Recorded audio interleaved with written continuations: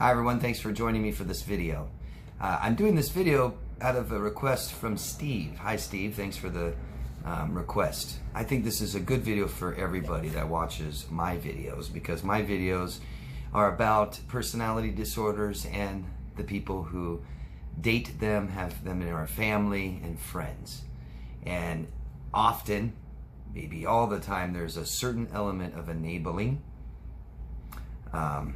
We hear the term codependency a lot in these relationships. There's a fine line between helping someone with borderline personality disorder and enabling someone with borderline personality disorder. I want to give a disclaimer. And every video I make that has to do with borderline personality disorder, I get several people, usually with borderline personality disorder, telling me that that's not me, I don't do that. I'm not talking about you or anybody individually, and I'm definitely not broad brushing this and saying that everybody with this disorder has these behaviors or problems, and relationships are like this for everyone. I wouldn't know that. Not claiming that. The information I get is from my own personal experience helping clients that have been in relationships with people with borderline personality disorder, and also mental health information that's out there for us. So enable, I want to give a couple of definitions of enable. Giving the authority or means to do something. And this could be so much. And I think the biggest important part is when we have relationships with people, enabling one element would be allowing someone to neglect or abuse us. Relationships have needs, big time, most important thing in our lives. And being neglected of these needs in relationships makes it neglectful. Neglectful can be abuse. And remaining in relationships, allowing someone to keep neglecting us, never getting what we actually need, kind of an acceptance.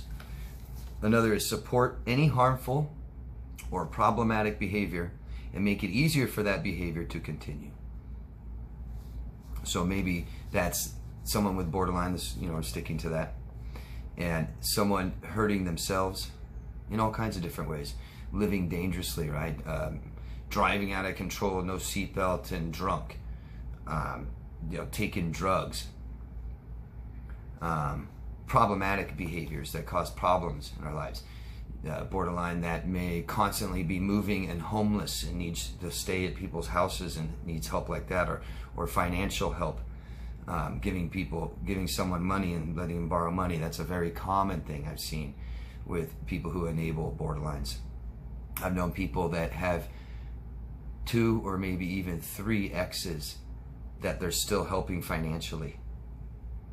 And it's like, man, there's some serious problems if you're 40, 50, 60 years old and you haven't learned to be financially independent, and you are requiring ex-girlfriends or boyfriends to keep helping you financially and fix your problems, and never allowing the borderline to fix this problem themselves, to become and learn how to become financially independent.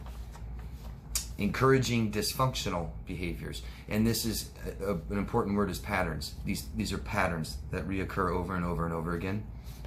Dysfunctional meaning anything that doesn't function correctly. My last example: work, moving, relationships. The most common example I can give you, and this is something we may have all found ourselves involved in, and is the enabling friendship. And that's where someone your friend, would be coming to you, confiding in you about the relationship they're in with someone else that may be very neglectful or abusive, toxic. And this is extremely common with borderlines, and not all, that borderline will resort to people in their life, say a borderline female because it's more commonly female, but not all. There are many male borderlines. And they come to you, say you're their good friend, and they come to you about maybe a toxic boyfriend, a toxic friend, a toxic mom, and they confide in you these problems they're having this week, today, yesterday. You won't believe what happened, blah, blah, blah, blah. And you're listening and you're validating their feelings. That's wrong, that's harsh, yeah, that's bad, I'm sorry, hope you feel better. And they just dump and dump on you, and then it makes them feel better, and they go back to that relationship again, and they're still being neglected, still being abusive, and then they come back to you when they can't handle it, they need someone to talk to about it, and here they are to their friend, you, and they're telling you, guess what happened this time, and it's just this pattern of this where the borderline is not fixing it. They're not doing something about it on their own.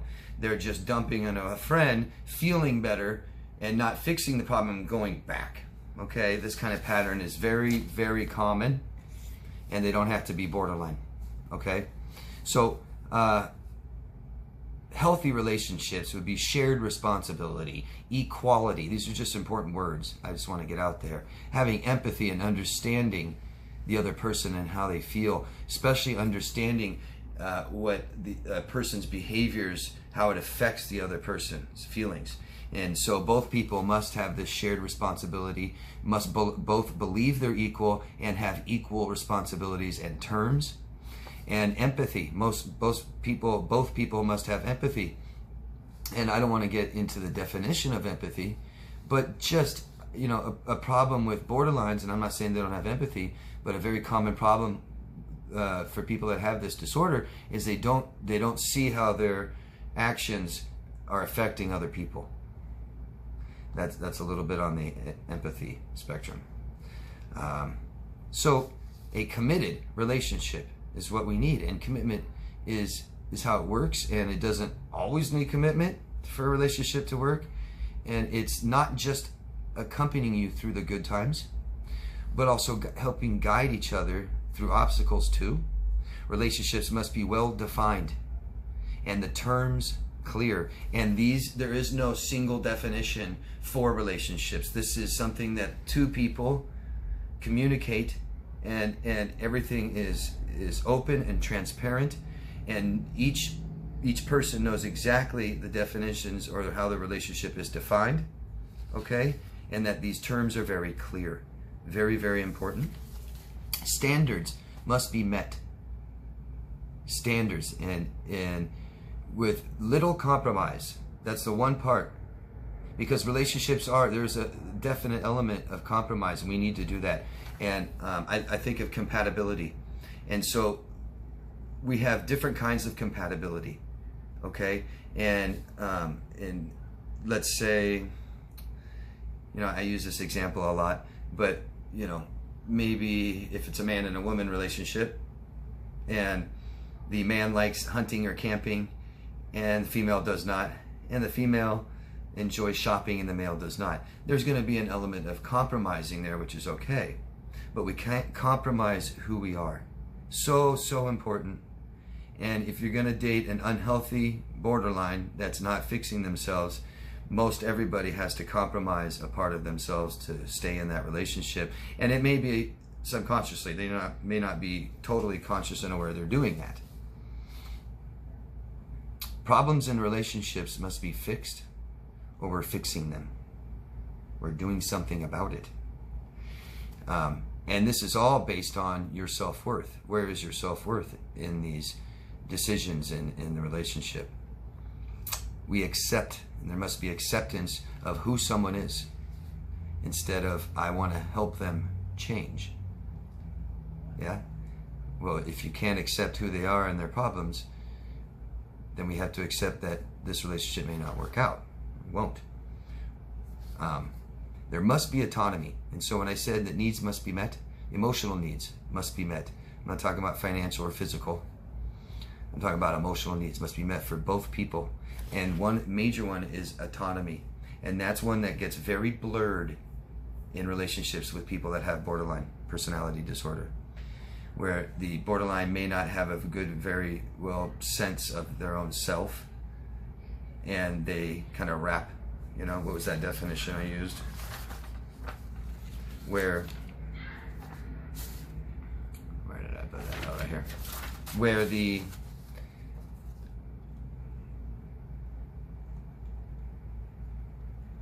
well, I can't find it, but the sense of their own self, where their own behaviors and ideas and things like this are their own, and not all their thinking and behaviors are totally wrapped around a single person. And both parties function, so here we go, here's where I got this. Both parties function from their own innate self, and thinking and behavior is organized around another person. So the person with borderline personality disorder may lack autonomy in relationships. Very common that they do. And both parties must function from their own innate self, and that's something that usually doesn't occur in relationships with borderline. And it starts slow, usually, may not always. It could start immediately, where they don't have their own self. And there's, you know, these types of relationships typically has a giver and a taker. The borderline may be the taker as far as all the help and assistance that they may need, and the giver may lose a part of their own self, may lose things that are important to them, maybe relationships and jobs and self-interests and goals. And then the thinking and behavior organized around another person, and that's extremely common for a borderline. Borderline will, in a sense, give their entire self to the other person, and they organize everything in their life around the other person, and the person that enables the borderline may do the same thing, like I was just saying a minute ago. So there's problems in our own lives. Everybody has problems. Everybody, there's doctors that say that everyone has some type of disorder. We all have problems, and then there's problems in the relationships, okay? Those are different. And so I'm not, you know, I want to be clear that I'm not judging people that have problems, and I'm not judging people with borderline personality. They have problems, but it's when their problems become problems in the relationship, okay? And that's determined by the other person, right? There could be financial, mental health, physical. There must be equal effort and reciprocation, and that is very, very important. And when we are the caretaker, or we're helping, I always do that in quotes, helping, there won't be equality. There won't be reciprocated efforts. So like I said, there's no clear defined terms for a relationship. That is between two people, and they communicate this, and they have these defined relationship and their terms very clear, transparent. And so it's really good to talk about these things and keep this open and conscious, aware. So like, say you meet someone with borderline and you're committed to them, and they need help with this, this, this, and this, okay? And maybe that is, maybe they're not driving and you're driving them around. This is really common. And I was in relationships like this where I'm driving the borderline around all the time, every day. And maybe maybe you're paying for more things. They don't have the money, you have the money. And so to date them, the only way to go out on dates is you have to pay. Not suggesting that's okay, but that's what's happening. Maybe they're, incapable of mentally taking care of themselves, or physically taking care of themselves, or financially taking care of themselves, and you find yourself start stepping into that role of doing this for them. If that's your defined terms, okay, but there must be equality and there must be reciprocation. What is this person doing for you? And it's got to be more than just makes me feel good, okay? And that's important, the caretaker. Are we taking care of this person? Okay, because if we do, we don't allow them to learn how to do that themselves. We're enabling them. We must care for each other and also ourselves. You find yourself taking care of someone else and not yourself, or placing somebody else that's more important, or what they need or what they want. Their feelings are more important. You're constantly reassuring them all the time. So I have a list of things here that is very common daily problems that surface in relationships with people that have borderline. These are common problems that borderline have on a daily occurrence, okay? Not all. But I truly believe that anyone out there can be a better person. I'm asked all the time, can people heal? Can people get better with borderline personality disorder? I wouldn't say no. And I wouldn't even say that with a narcissist. It's not common with a narcissist. It's more common with borderlines. But I'm not going to say borderlines can totally fix their personality disorder and not have one anymore. But why can't someone with borderline personality disorder be a better person? Why can't they work on some of these problems and be better, right? But we must accept people for who they are and where they're at now, especially people we just meet. And this is a measure of our self-worth. I'll keep repeating that. So common problems that surface in relationships with borderline personality disorder, or just common problems or daily problems that are very common with people that have borderline. And so one is fear of abandonment. Extremely common with people that have this disorder.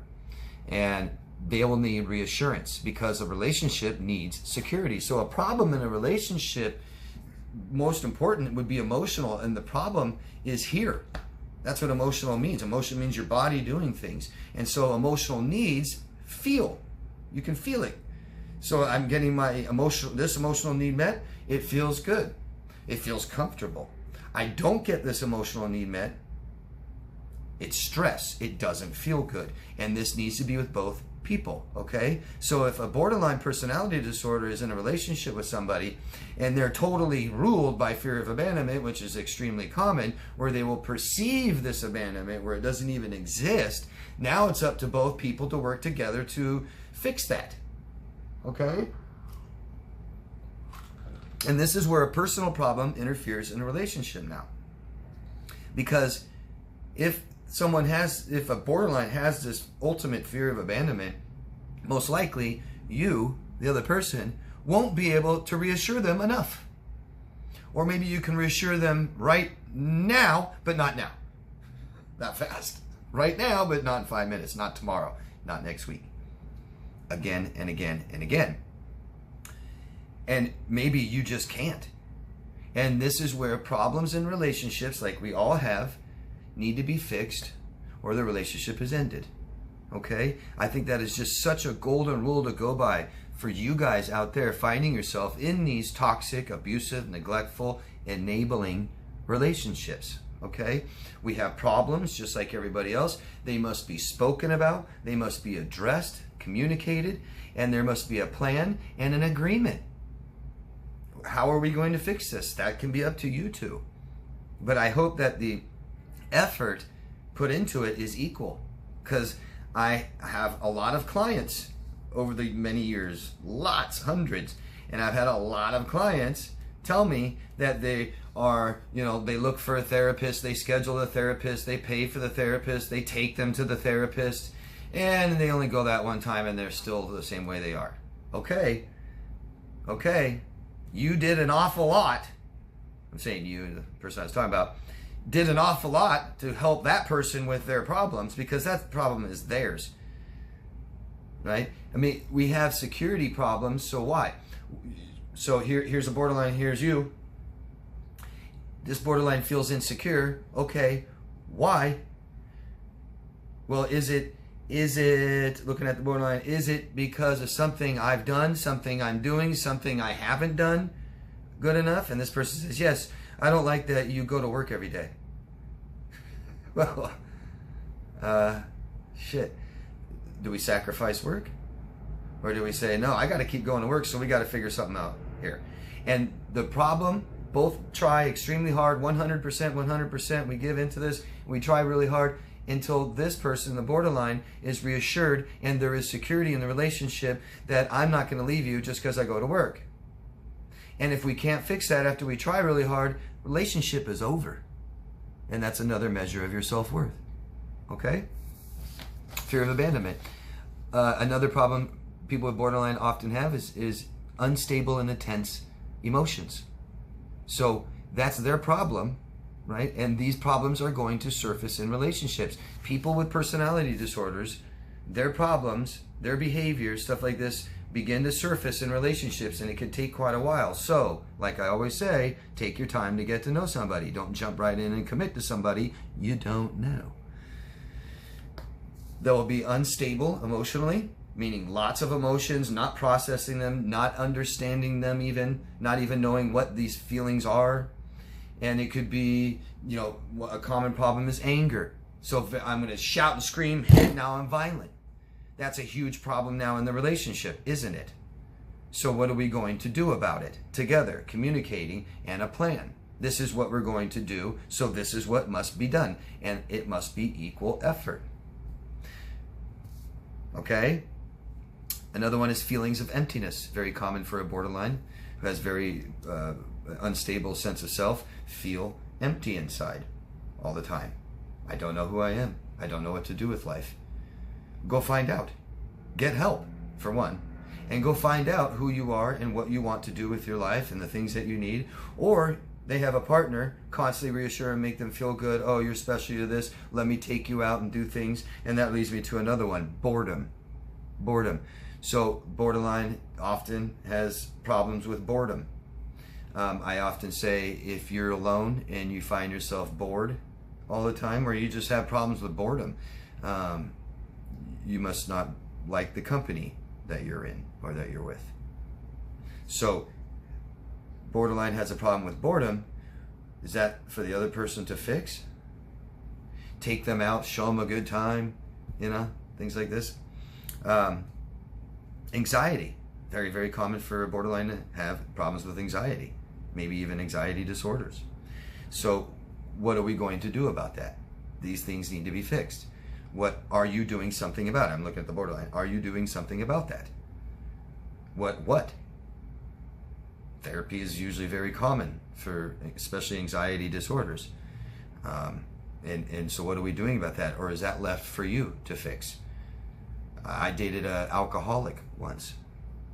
And very common as alcoholism gets better, or as alcoholism increases, gets worse in somebody, they will often have problems with anxiety, especially if they drink too much, if they drink too much over a period of time and they stop. This withdrawal will cause massive anxiety and panic. And I would often have this person tell me, oh, I need more alcohol. I'm sorry, I just need it this time because I have anxiety and I can't deal with it myself. And here I am, drive them over to get more alcohol. Enabling patterns instead of fixing them. I'm going to give you more alcohol. Okay, you're finally going to feel better. And now tomorrow you're starting to feel a little better, but then the next day get totally drunk and do it again. Okay? They'll have self-doubt. Self-hate. Are you constantly reassuring them if they doubt themselves and don't understand? No, you're great. Is this a problem of theirs that they need to fix? What are they doing about it? Or are you trying to fix it? The fixer. Often, people with borderline personality disorder, not always, have suicidal feelings, tendencies, thoughts, may just talk about it. They may self-harm. This is a big time problem. If somebody feels this way, have these behaviors and thoughts, what are they going to do about it? Because all of these are going to interfere in this relationship. And these are problems they need to fix. How does that make you feel? And that's a really important question. How does this relationship make you feel? How does that make you feel if this person talks about suicide, mentions suicide a lot? Or emotional blackmail. I'm going to kill myself if you do this. I'm going to kill myself if you don't do this. What are we doing about it to fix that? Very, very vocalized, communicated, and a term agreed upon. Okay? Paranoia. Very common for borderlines to be paranoid. Are they telling you that are you doing this? Are you doing that all the time? And you're always like, no, honey, I swear to God, look, here's my phone. Check it out. Oh, yeah, call the other person. Call my work. Make sure I was there at work. I promise I'm not cheating on you. One person's problem surfacing in the relationship, and now the relationship has a problem. What are we going to do about it? Communicating. How does that feel? Make you feel, right? Awful. And that's a problem emotionally. We need to feel better. And people with borderline personality disorder often have other disorders. Could be addiction disorders, and we're in bad trouble if that's true. If you're dating someone with borderline personality disorder and they also have a cocaine habit and they're alcoholics, there's problems in the relationship. What are we going to do about it? Okay? and eating disorders, right? What are we going to do about it? I mean, now your physical health is deteriorating immensely. That's going to cause big problems in a relationship. So I hope I helped you guys understand there's problems that we have, and there's problems that relationship has. And we got to have our own autonomy, where problems that one person has needs to fix these, needs to make them better and become healthier and better person every day. And problems in relationships mostly are emotional. How does that feel? And until this feels better, there's still problems. And if we can't make this better, relationship is over. You can end it or not, but it's over, and that's a measure of your self-worth. Relationships add comfort, not stress. If you have relationships that are stressful, or a relationship, especially with a borderline, that's stressful, that cannot continue. It is killing you. And if it continues, we're enabling the borderline to not fix it, to not get better. And just be careful. I just hear so much people with borderline personality disorder, and the people who date them and start dating them, this happens right away. Is I acknowledge they have issues and problems. I just wanted to help them. I cannot tell you how many times, probably hundreds of times, or let's say even hundreds of people I've listened to say, I just wanted to help them with their problems. Aren't you worth someone healthier? Right?